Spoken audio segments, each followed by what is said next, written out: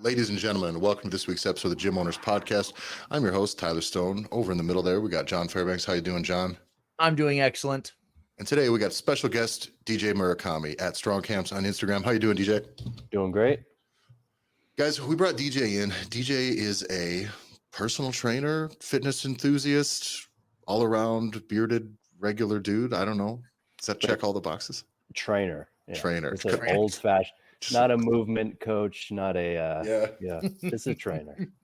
Isn't it kind of, is it, let's go right in with that. Isn't that a nice, the thing that you differentiated right there is, as we all get smarter or learn more in our coaching journey, just on the coaching side of things, we want to start to attach new titles so that people don't just think you're a personal trainer or something.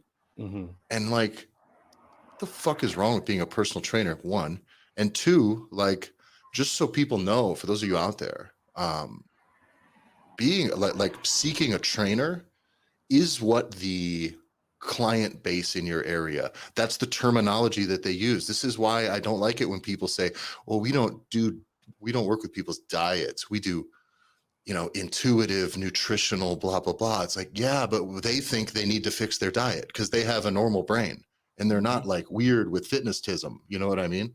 So let's talk about that right away. We'll go right into this. Like, you embrace that. What is that like? And what is that like in the face of a lot of the other trends that are going on in fitness, generally coaching? Yeah, it feels like it's the language, right? I think social media is a big part of that, because when you surround yourself with this elite class of fitness professionals, you begin to like niche up, like what's your expertise. You're pretty much, I feel like you're impressing your peers more than the customer base, which doesn't really care about any of that, right? Now, I would say alienating your customer base at the expense of attempting to impress your peers, who will never give you $1. That's the best part. Your peers will never pay you. I mean, it's very difficult to, you're not getting clients from some other coach from Timbuktu.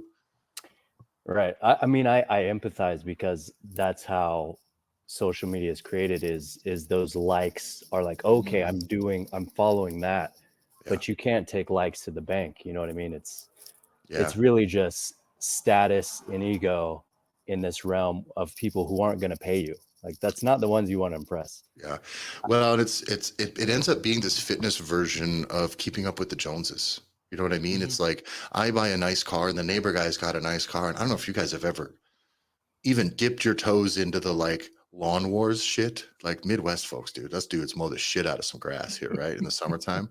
And there's always some guy with a lawn that's insane. You know what I mean? It just doesn't make any sense. Same thing. You drive a nice car, you cannot get into that battle of really like feeling like you're keeping up with somebody else, because there's always somebody with more clout, more money, more disposable income, more time, or even worse in the fitness space, especially when it comes to chasing clout, likes, audience, whatever. What you're seeing from them, oftentimes those people aren't doing what you're doing to make a living. And that's the toughest part, is I see a gym trying to spout off like they're movement specialists and wizards and geniuses and gurus and shit. And it's like, hey man, like, people in your area are the people that need to be coming to you, and they're mimicking something that has no relevance to their own situation. And when you wonder why your gym doesn't work, or why you're not making enough money, or you're struggling to get clients, it's like, well, get your head out of some guru's ass and get the fucking work on the people that are standing in front of you here. It should be really simple. And I think that I work with a gym owner who, one of the things he mentioned about hiring personal trainers and bringing him in is, he said his exact words were, there's a lot of fucking hubris that comes with personal trainers, more so than you would think. You'd think there's a lot of like good meaning people, but so many of them are part-timers that it's just like, I'm a fit person, I have another thing, but I'm like a fucking better than all these other people when I get into the gym. And they end up with this narrow part of their lives, like really inflating that stuff. And but a lot of these people, when it comes to fitness influencers, if you will, especially on the coaching side, they don't make any money selling, like actually helping people or training or coaching people, almost none. And very few that I know have ever run a profitable business, let alone successful. Most of them never paid the fucking light bill in their own place. A lot of them living off of daddy's money. mommy's money, wife's money, husband's money. So if you're trying to mimic what they're doing, like those, you're going to get the same outcomes they have, except you don't have somebody else floating your bank. You know, it doesn't make any sense to me. Well, Tyler, you and I have ran into issues too, where we've seen even gyms, like gym owners, Yes. that have they've established themselves as a major player in their corner or their niche of the market. And yet the majority of their money doesn't actually come from anything they do with their brick and mortar. Yes. And it ended up being all this hybrid shit, all this stuff that was online, or all this stuff that was like uber hyper specific to a very specific, like coached group of athletic type individuals.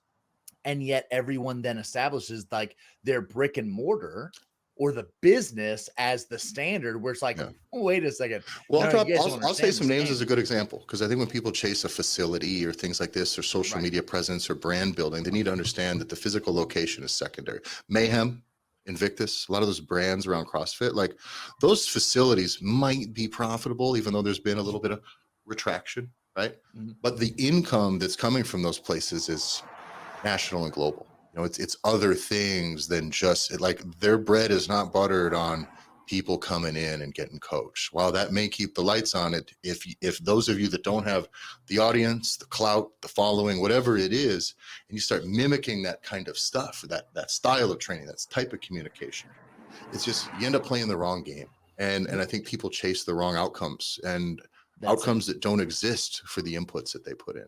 So I want to talk to you though about, like, you do a really good job, I think, avoiding the dogma. How long have you been coaching?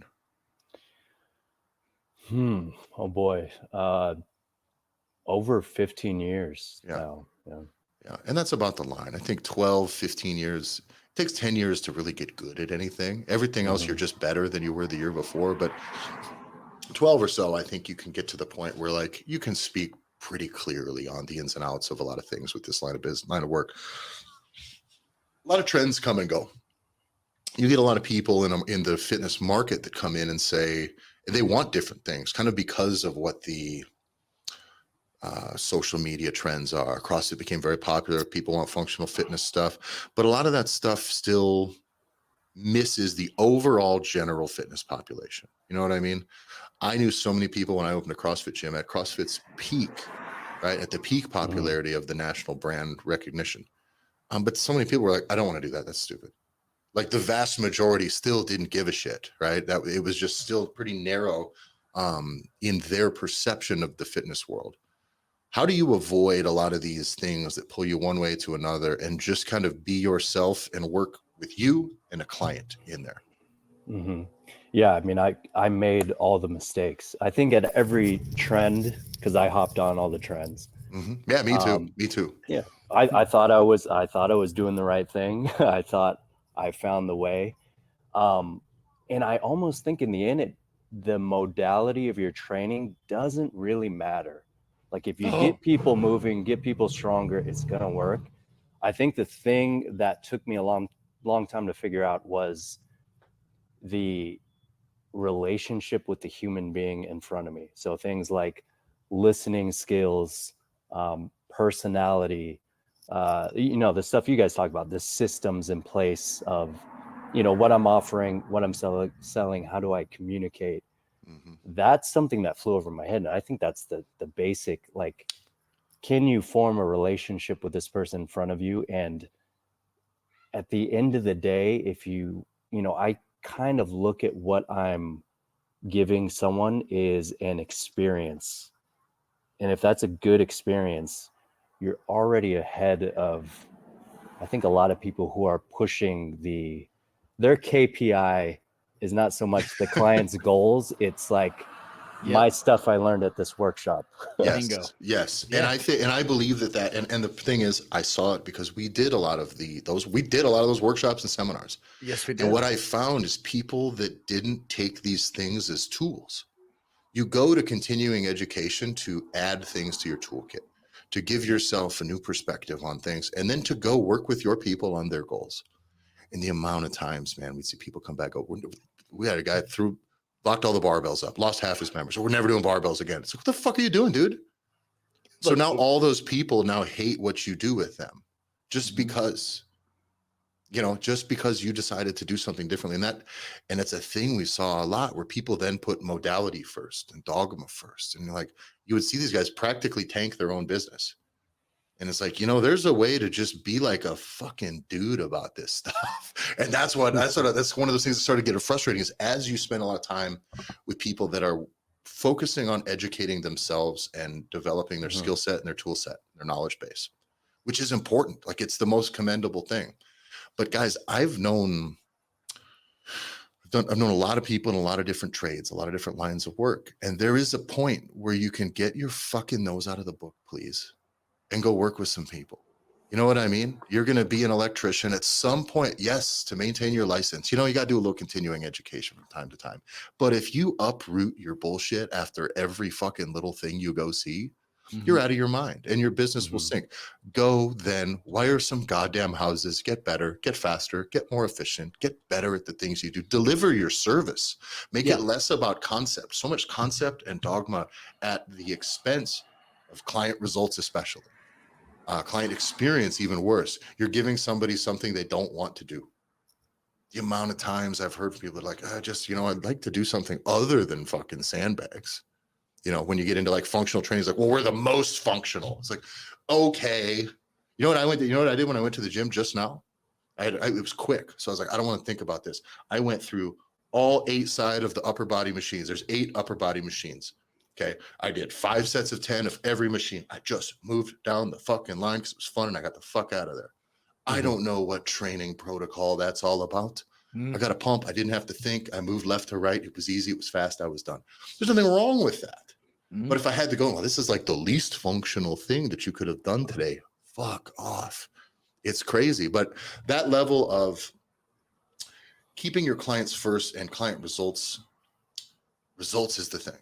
And what I find, and I think you see it too, man, is people end up using these modalities as a way to convince people to rearrange their goals, move the goalpost.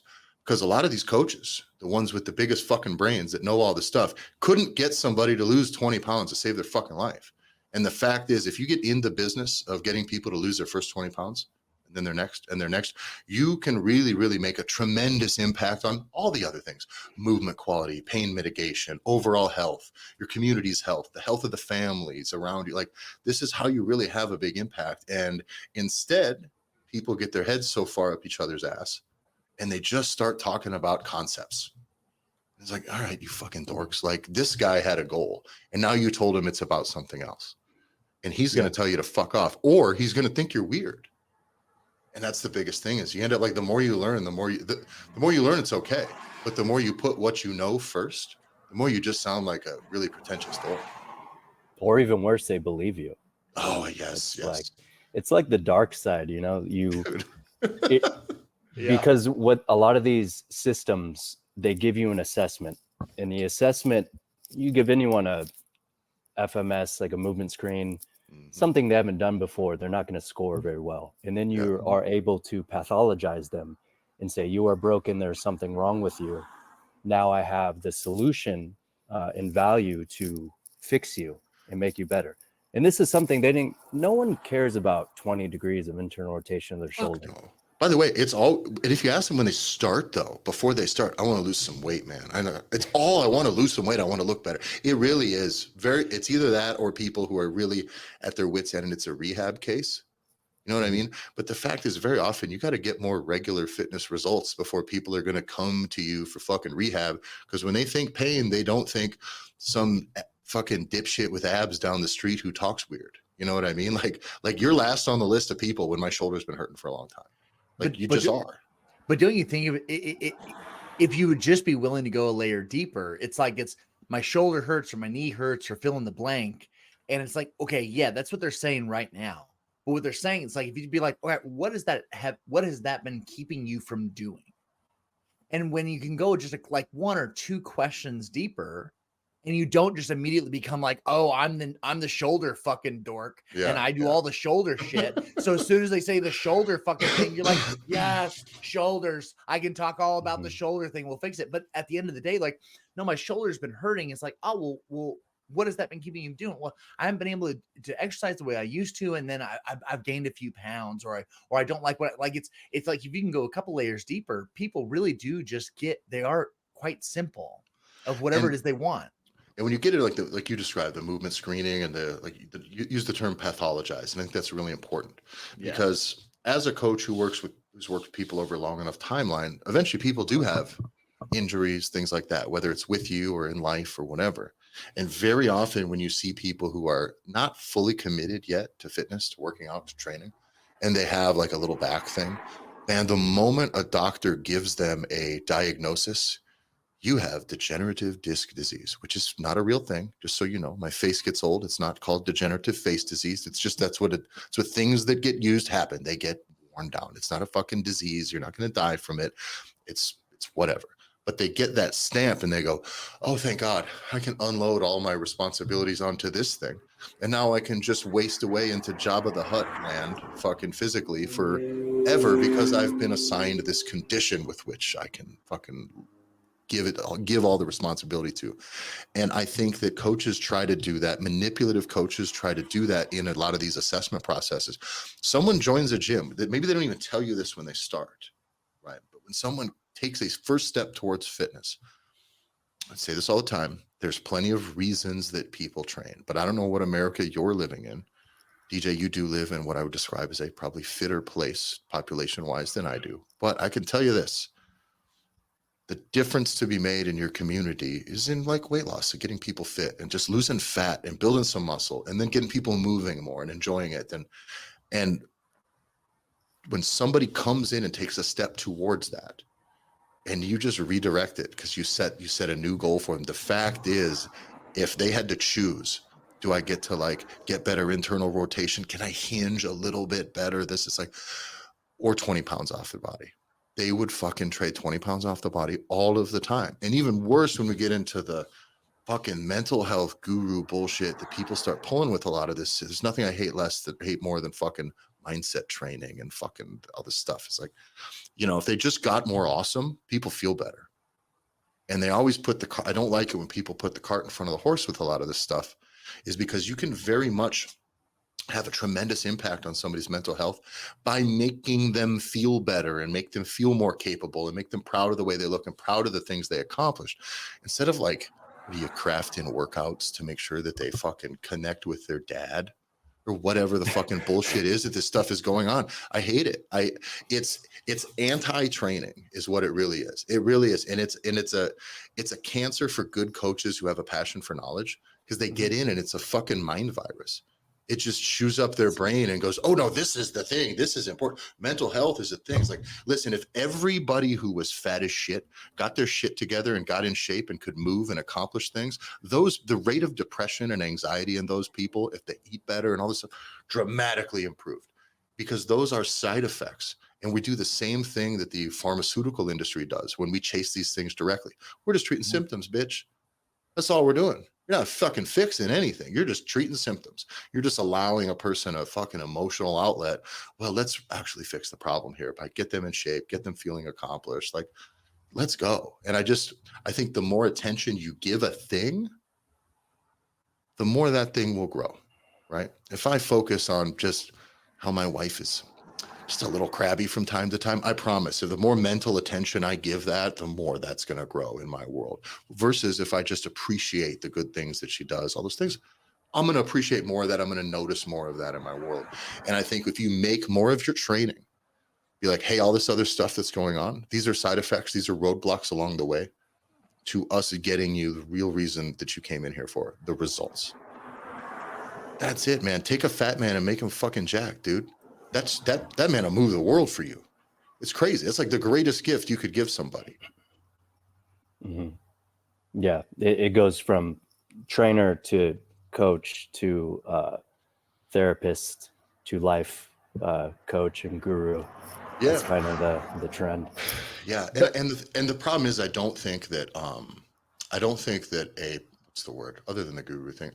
I believe there's a place for some partial crossover in some, because people do lean on you for some of those things, right?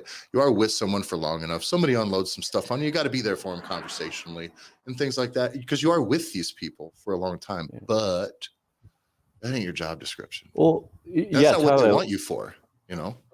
like you're saying, I think being just a standard personal trainer is one of the most important jobs Yeah. there is. You're all those things you want to do, like you can do through what they want, their goals. Like Yeah.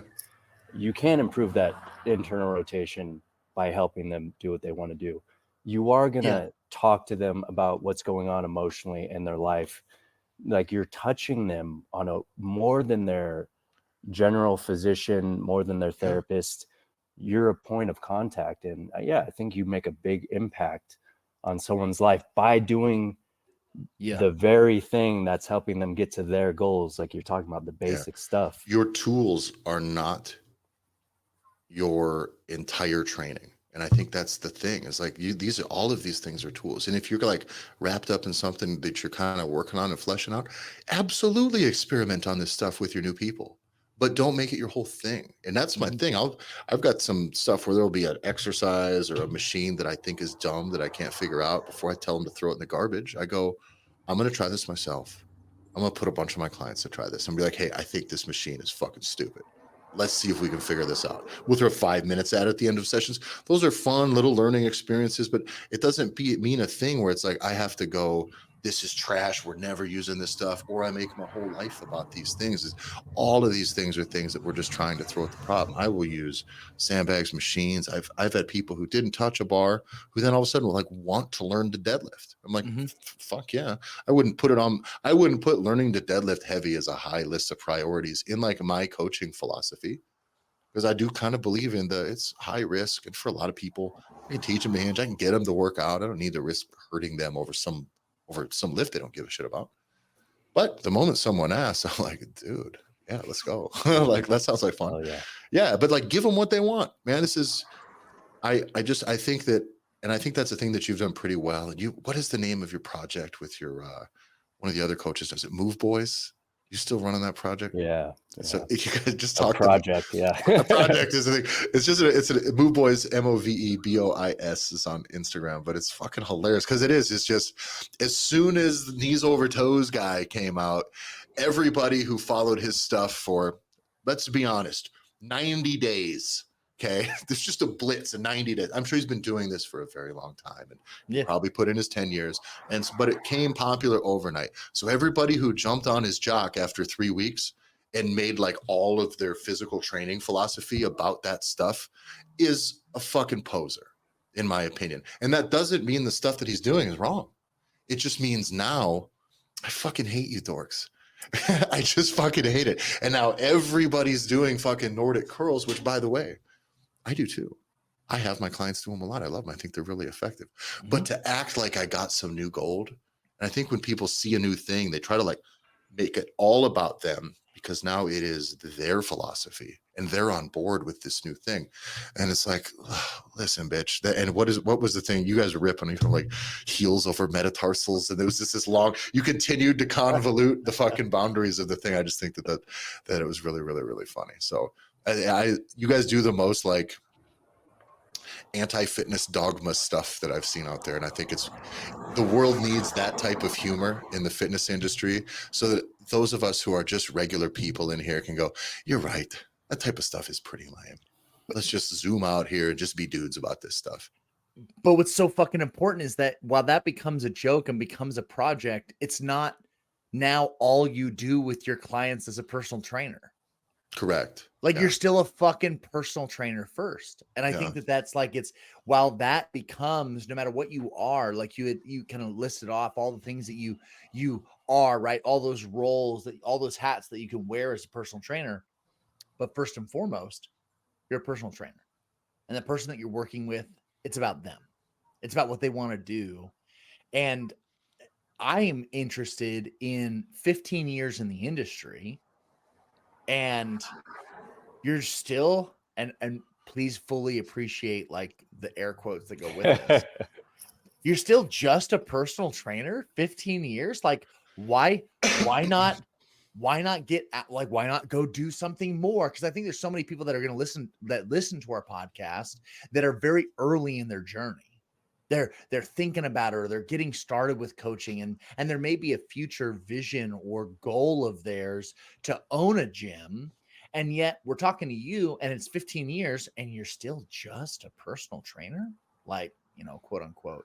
I would be curious as your thought process kind of through that, and especially over the last 15 years. Yeah, that's owning a gym is something that I would not want to do personally. I've seen most people, actually.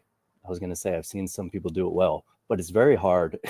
I wouldn't put that on myself. I mean, the liability, the overhead, I'm in a great spot now because I rent out a place. I train my people there. It feels like I have a gym. Your but I don't spaces, have, you rent time or space at somebody else's place. I Somebody rent else's space. location. Yeah. Yeah. Yeah. Hell yeah. Yeah. And I know that if I do that, I'm no longer a personal trainer, which is what I love to do. I'm a gym owner. Yeah. And that comes with a lot of responsibility and different things I'll have to put my work towards. So yeah, I'm happy doing this. One of my dreams was to be like an online coach and trainer, which I do a lot of. That's a big part of my business. But there was a time before the pandemic where I wasn't training anyone in person anymore. It was all online coaching, online education.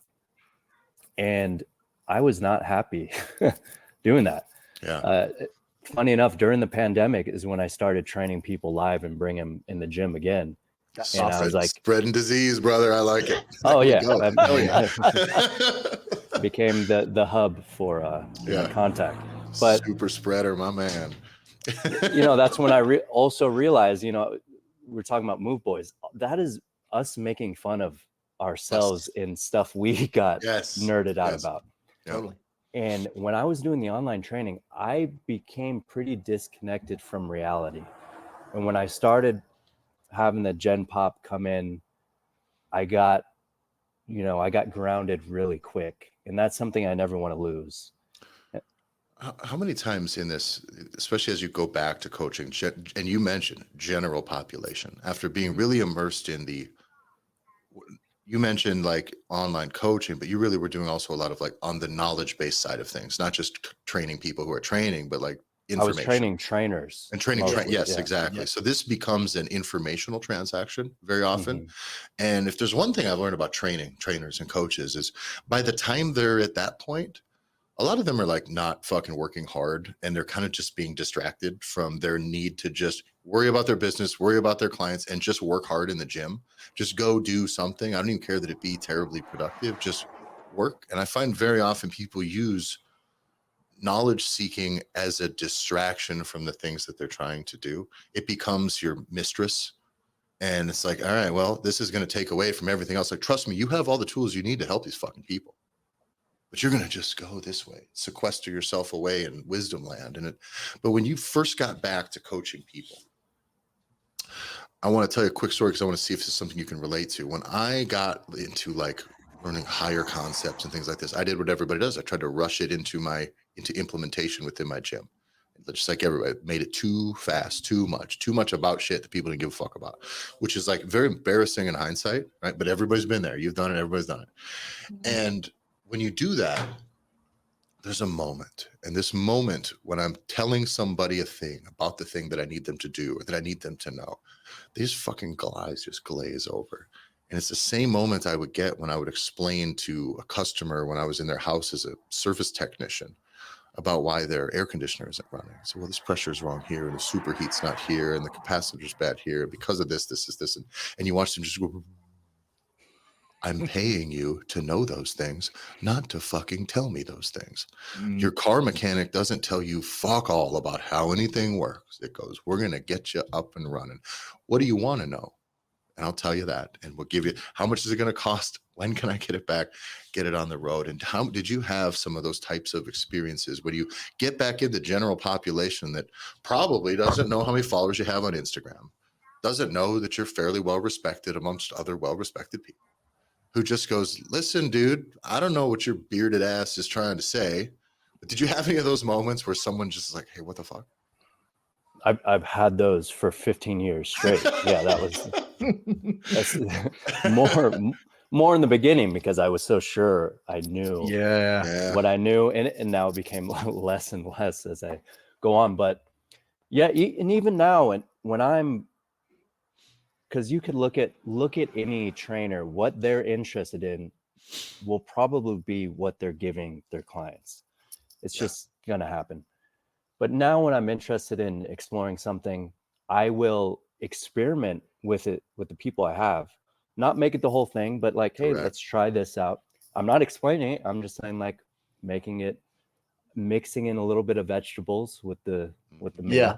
you know? Yeah. And if it, I guess the biggest difference is if it helps and works and the outcome improves, I will follow it. If it doesn't, I can let it go easily.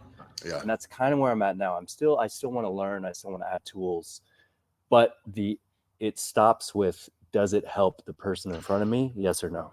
Context.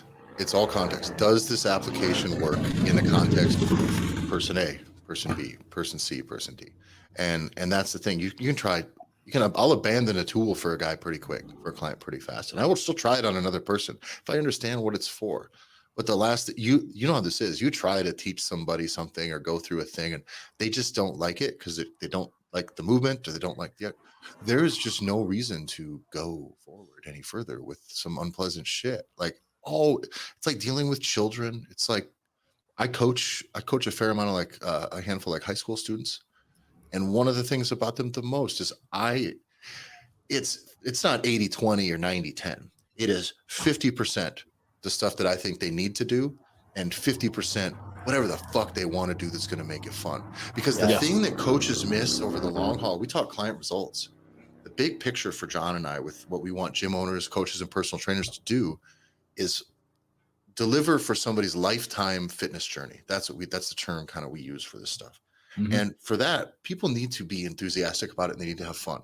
Because if you want to spread health, fitness, wellness, whatever in your community, for your members, for your clients, whatever, what they need to do is be consistent over long enough duration of time, not optimized. Optimization is for fucking confusing dorks and fucking it's not a thing that matters for you. Nobody out here listening to this is performing on a level to where optimization matters for your clients. I don't believe it. But getting them to do some work consistently that they enjoy, because enjoying it will breed the consistency over a long enough timeline. And that is what's up. So for young kids, my priorities vastly shifted.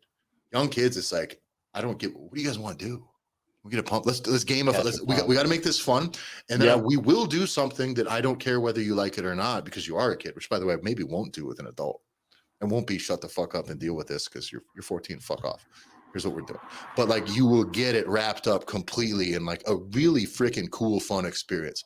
What do you want to listen to? Let's make it loud as shit. Like, let's jam. Like, you need to make the vibe, I think, for people, something that you need to light a fire where fitness can take space in their lives. Yeah. And so many coaches fuck that up.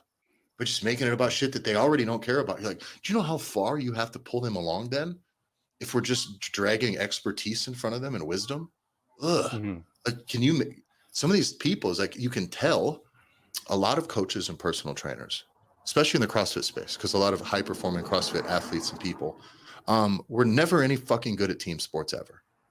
And you can really tell because they're just not dudes about things. You know what I mean? It's just like, where the fuck did you ever have fun in a room with people? Like, this is, you can tell they're just the least interesting human beings in the goddamn world. And it's a wonder why they just dork their way through coaching instead of like, can you have fun in the weight room? Like, I like to use the term weight room, especially when I'm talking to kids and younger people, because I want you to learn like a weight room vibe. And everybody's weight room vibe's different, but like, do you ever hear the old, like, it's like Jocko shit where it was like, he'd go to like at the Navy SEALs camp, they'd go and they had like 3 Metallica albums in the disc changer, and someone went in and just tack welded a rod right in front of it so it just wouldn't come off. So every time these guys trained forever, they got to choose between one of 3 Metallica albums. There's something to be said, depending on your coaching culture, for just like, can we get some tunes and can we like rip and have some fun? Like, I want to yell, I want to fucking laugh in the gym, I want to throw some shit around. Like, it's fun, and for it's different stuff for every client. But I think that like making sure, like you mentioned, an experience that they're having is an experience that they want to have, because then they'll keep coming back. They'll keep paying for it. They keep delivering. And that's how you're going to get somebody healthy over the long term. You're not going to ride them harder or optimize their fucking training better in 8 weeks or 12 weeks. It's like, if you have fun and you're getting results and we cover the bases, man, we're going to light a fire that's going to burn for a long time. Yeah, I think if you maybe can optimize for experience, that would be the thing to go for. Because then you get the buy-in, then they come back. Like, you can't help someone if they don't show up. Yeah. So if you want consistency, adherence is number one in someone's program. And then, yeah, if they're in a good environment where they're all in, they're trusting, they like you, they want to be there, it makes all the other stuff you want to do so much easier. Yeah. Yeah, I fully agree.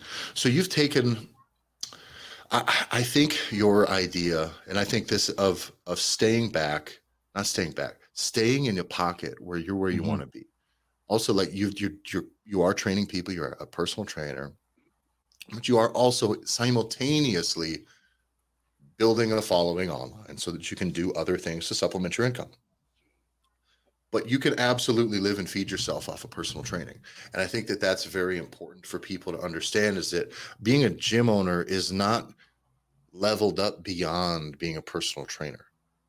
And when I opened my gym, I was barely coaching anybody beforehand. And in hindsight, what I would have much rather done, by the way, I would have made so much more money if I had 6 clients as a personal trainer than when I had 150 clients in my gym. Hands down. I take home more money now than I did as a gym owner. I've got 7 clients, 8 clients. Like, fucking, it's so much easier. So much easier. And I think a lot of good coaches get caught up in this race. They're just gonna level up, or very often it's a status thing. They want to be just a personal trainer. It's like, motherfucker. There's so few where I'm at where people are real, like, grown up professional personal trainers that are really about it, like, that actually care. There's frankly almost none. I'm sure there's more. I'm sure there's more where you're at, DJ. But they're all here. They're all here. They're all here. All of them. All of them. It's a very saturated market. Yeah. But in that, you mentioned something about this, like, because opening a gym comes with, you have to do so much more business. You're a fucking personal trainer. The money goes right to you. If there's ever a process I like the most, it's money going to me and not with a bunch of bullshit in between me and it, by the way, because it's just so much easier to figure out, to manage, to price. I think it's more valuable for every person along the way, and it gives you a lot of flexibility in your time, because I wasn't pulling hour for hour out of the business when I owned a gym like I do now. It just didn't make any sense. But at this point here, when you're settled into this spot, where am I getting at here? You can go through this whole thing where it's you, it's your clients, you're building a brand and it's yours, and there's just not all of the other bullshit in the way. How do you adjust, say, your income? You want to make more money, and you get to a point where, like, shit, I am as busy as I can be. What does sit for you as opportunities to level up your income? Yeah, so I'm pretty tapped out with in-person training at the moment. So, it was private. I'm messing around with semi-private kind of group, which I don't enjoy as much, but that's a thing. But I'm concentrating primarily on the online space, which is like, that's room I have to grow. So I'm trying to diversify in that sense. But yeah, I do, the personal training it's what I love. And for me, it's always going to be the bread and butter. Yeah. Because it helps with everything else. We should talk about semi-private stuff real quick. Because your struggles, I think, are similar to a lot of people that get into it. People that thrive in the one-on-one start to feel like, will you describe, like, maybe why you're a little sour on it, or just with some growing pains with that? Yeah. Why? Because I can't offer the same service and the same quality I do one-on-one. So I'm making more money for my time, but I feel like I'm having to sacrifice what I was previously offering. Yeah. I mean, so it's a trade-off, in the end. But it's cheaper for each individual, right? So there is an understanding in this where it's like, this is cheaper because inherently it is less valuable, right? For them. One of the things, this is like the biggest, when we work with a lot of gym owners that run into this issue, when they start launching semi-private coaching, a lot of it depends on the coach. The other thing is it really depends on the group. Yep. And Ooh, doing semi-private as a scattered way of bringing in different, I'm not saying this is how you're doing it, I'm just riffing here, as a way of just bringing different personal training people in together on the same hour is tricky, but it is a fucking awesome way to bring in a group of people who want to train together. I assemble a team Yeah, the of alpha. people, and it's like, hey, sometimes you'll have people that I'll coach one person, and when they maybe can't afford it to continue, or it just goes on, they're like, oh fuck, maybe I want to go back to 2 times a week instead of 3 or whatever. They can bring in a friend. They pay fucking less money, essentially, get the same amount of stuff, and it's more fun. So it's like, I like doing it with crews of people that kind of know each other. And my wife, that's been her probably single most profitable group. Is like 4 to a rotated, it's like 4 to 6 ladies, 3 to 6, but it's a group of 6. Not all can make it all the time, but they just come in and they're friends and colleagues, and some of them are related. And so it's just like, it truly is like a private class, as opposed to, and in that's where you can really go back to, like we've described, like crafting optimizing for a fun experience when everybody's there to have fun with the group. God, does that rule. But I struggle, same thing that you described, when I got people that are all on different pages, you're like, fuck, does this suck for everybody? It sucks for me. And there's such a learning curve to that. And I think coaches that coach with a pretty high connection standards, like if you there's coaches that do very well being distant with people when they are coaching them, which I think is okay. They'll come and say, hey, get to this. You kind of give them their space to work. There's other coaches that are more high contact, which is you're intervening more frequently in sets, reps, things like this, just more feedback. I tend to be that as a, what's the word? Habitual over communicator.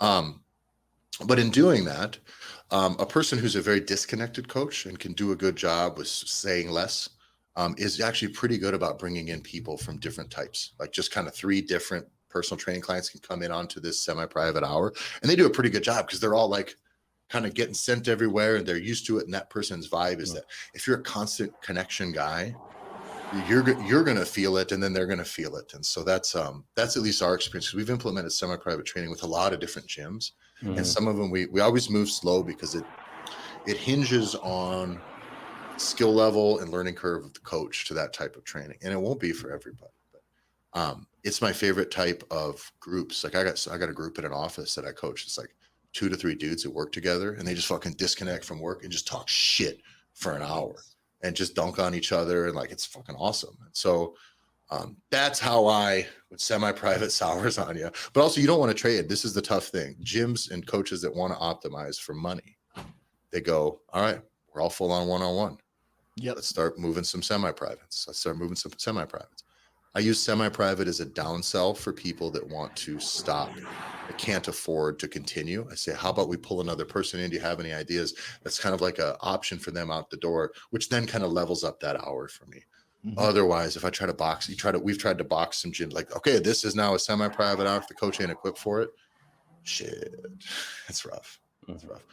But I think you're a high effort, high energy, fairly well connected coach, right? Well, I mean, I put my hands on people the exactly. whole time. So that's, and then I have to step back during semi-private, but I think you nailed it. The social element, I think, is what one of the biggest values of that is, because you get a crew together who has a friendship and they enjoy seeing each other, and that, helps retention. It's like, I want to see my friends. I can't get that at another place.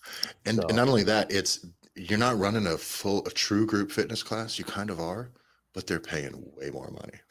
So it's like, it's just a way nice, profitable hour, and you can put in a little extra planning legwork for them. And like, yeah, it's nice. It also gives you more room to gamify things. It's weird to you don't get any competition, even playful competition, when you're just one-on-one with somebody, so it's kind of nice to like pit some fools against each other. And that's kind of fun. The days get long. You got a lot of hours. You coach a lot of hours. You got to shake it up. Sometimes you got to turn it into Fight Club or whatever, Now, DJ, were you always so confident in what you wanted to do is saying, hey, I do want to just be a personal trainer. This is where I want to stay. I want to stay right in this pocket. Early on as you became a coach and as you looked at the landscape, did you have that siren's call that drew you towards gym ownership, and then something stopped you, opposed to just staying kind of where you are? Were you always just confident, this is what I want to do, and this is where you stayed? Yeah, I never had the desire to open a gym, but I worked at so many gyms that went out of business. So I knew the owners and I saw the stress. I saw essentially people who enjoyed working out thinking it's a good idea to open up a gym because they enjoyed working out themselves. Mm-hmm. And by the way, that's passion. That's what's tricky, right? Because that is, I am going to pursue my passion. I want to make my passion my profession. And that's novel. It's noble. It's a thing that we kind of advocate for, except you can't be fucking delusional about what those things are. Mm-hmm. Yeah, you might probably get to work out less. And for sure. I see it. Right now I see personal training and gym ownership as two completely different businesses. Yeah. It's like as different as someone who's a painter wanting to get into manufacturing paint. Like you're doing a different business. You're not going to do the same thing that you probably enjoy. So, and I think, I'm not saying it's good or bad. I'm kind of, that's not something I desire. I think though that's the trap that so many people fall into, because you're all of us out there, whether you're a gym owner, personal trainer, whatever it is, your career is your career. Whether you're working for somebody in a gym, whether you're going to go kind of rent some time at some other spot, whether you open your own gym, your career, whether it's as a coach or whatever, it's yours, and we have the responsibility for it.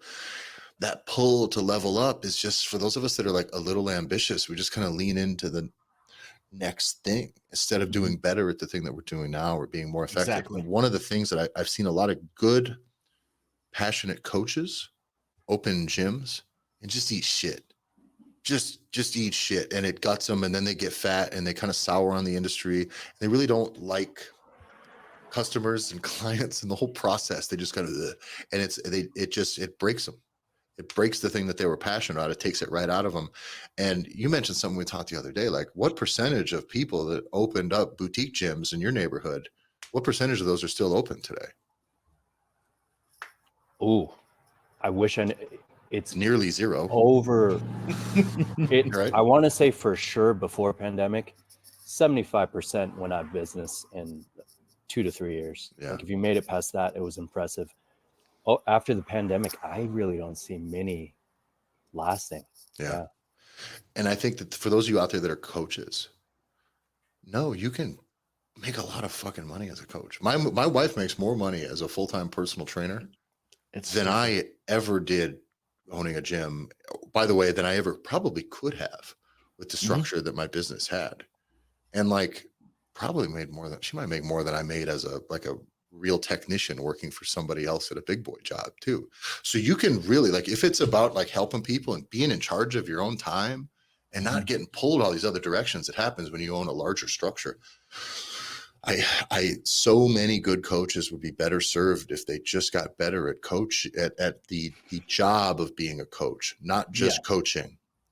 And that becomes marketing yourself. It becomes delivering client experience. It becomes treating your coaching business, your one-to-one, your private personal training business, as though it really is a gym. There's still issues that you need to, there's lead acquisition, there's data, there's scheduling, there's collecting, there's all that stuff, there's sales, all that stuff exists when you're a personal trainer.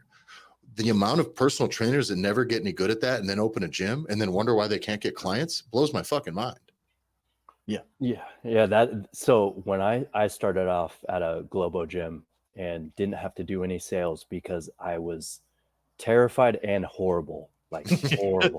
I had no experience. They didn't teach me that. Of course not.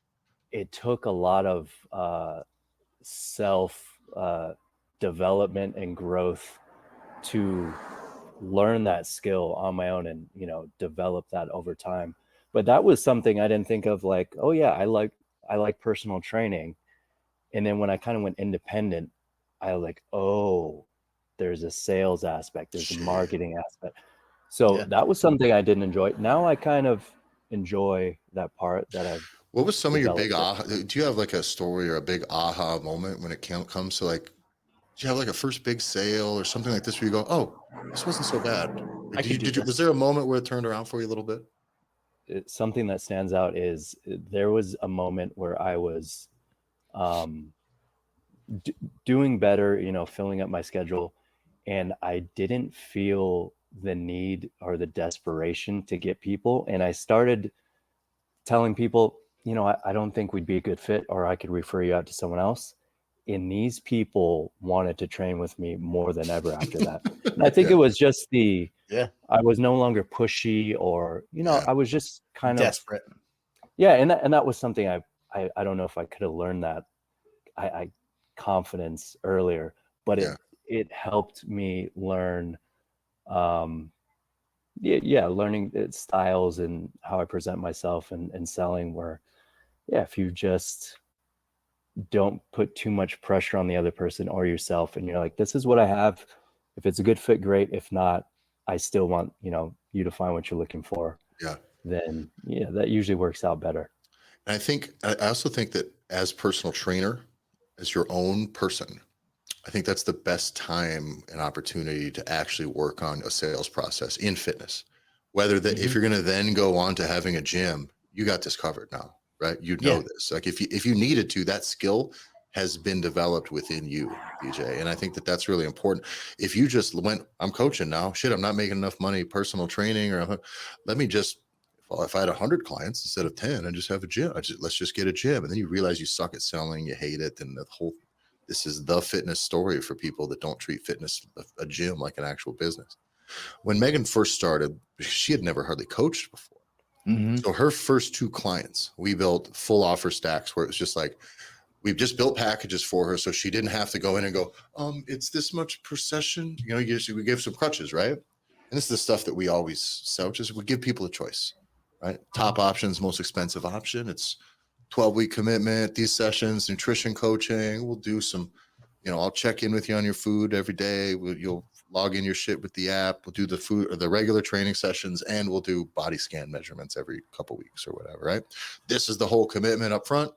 We have these other options that'll whatever, right? So it's just kind of some basic tiered options. Fortunately, she had never sold any other way before. Yeah, she didn't know. She went in and she just sat down and she was like, her very first sale. And we collect at the time. People can pay there's monthly options, but someone picked the top option right fucking away. Yeah. So the first person she ever sat down with, she came home with a check for like $2,600. Yeah. For, by the way, this is 3 hours a week. You know what I mean? This is like nothing. And you're like, oh shit.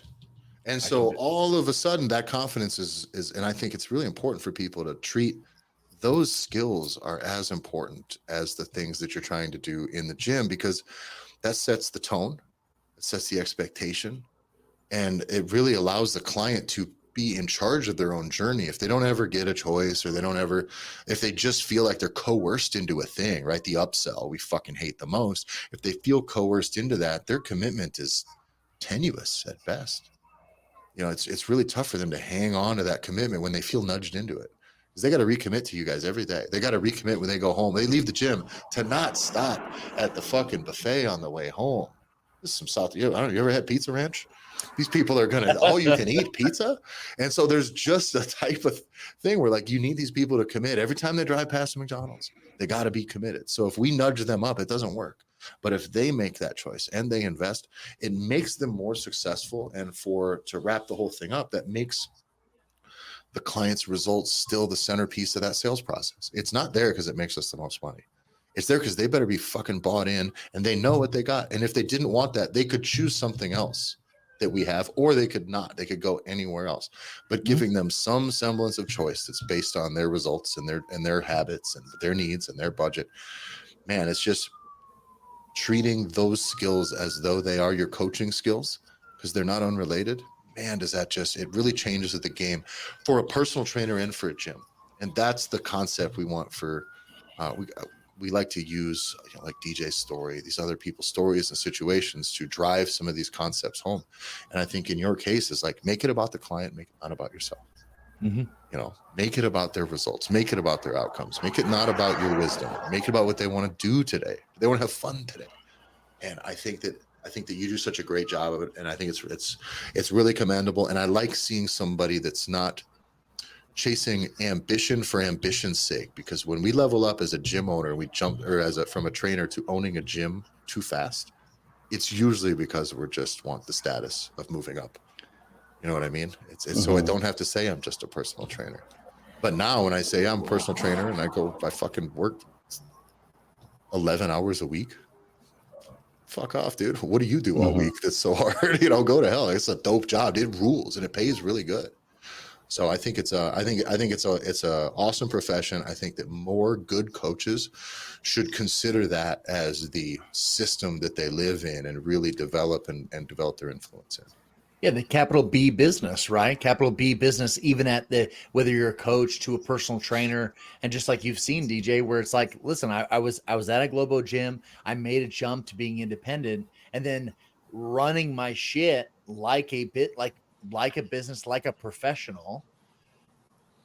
I don't need that. Is leveling it up, like leveling up from where I was as a personal trainer, quote unquote, at somewhere that fed me, to then being able to run my own shit as an independent, to where now I can feed myself, and treating that as professional. There is no level higher for me. Like, this is exactly where I'm meant to be and where I want to stay. And then I can develop out of that one range to where there's no aspiration to do more. And while we call it the Gym Owners Podcast, I think this is the biggest piece for Tyler and I. It's being a professional. Right? It's capital B business, no matter what you do. So you said it, Tyler, but that developing that part of the business and sales, I think comes down to maybe like interpersonal relationships and communication, right? Communication. That was the biggest thing that helped me as a trainer in the gym with a client as well. What you're saying, the people who aren't dudes, these people, trainers who come in, and I can relate. I think a lot of people who become trainers are autistic guys who like fitness, right? And then you have this social element come in, which I had zero of that coming in. Talking to another person, didn't have that, but I was really like, I know about working out. I'm good at that, and I thought that would get me on. But then I would see a lady at the gym who wasn't the most, it was basic workouts or whatever they were doing, but they were connecting with people on a human level. They were likable. So many people want to work with they were doing the best, and I used to get upset about that. But then I realized, no, like as a professional, that's a skill that's functional, and she's helping people. People want to come back. They want to work out with her. They're consistent. So that, I had to learn about those skills, which in the end, I think it made me more effective of helping people.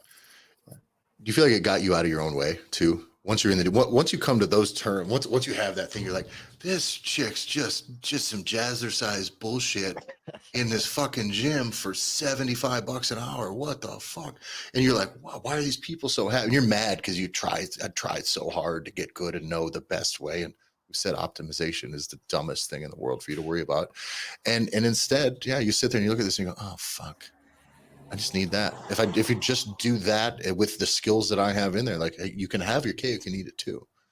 And so I think that's awesome. DJ, thanks a ton for coming in.